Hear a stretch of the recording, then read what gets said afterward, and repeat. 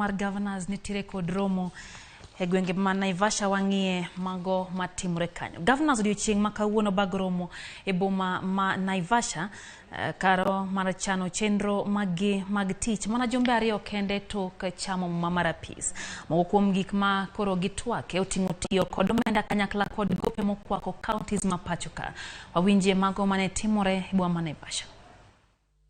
I believe this will be an opportunity for us to learn and share best practices in line with the theme, public finance, procurement, and human resource management in counties, what works.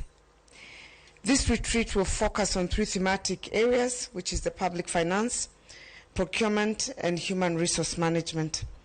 It is incumbent upon us to fully understand the existing challenges and opportunities in order to effectively discharge our mandate as county governments.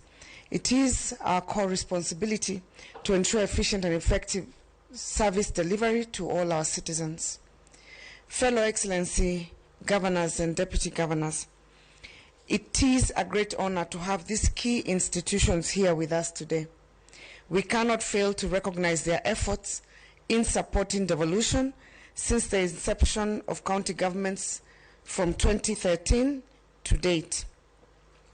This retreat will be a platform to learn from each other, share best practices, and enhance our knowledge for smooth and seamless execution of our distinct but complementary roles. I therefore urge that we all remain committed to learn during this 3-day retreat so that we can make devolution work more effectively and better for the benefit of the people of Kenya.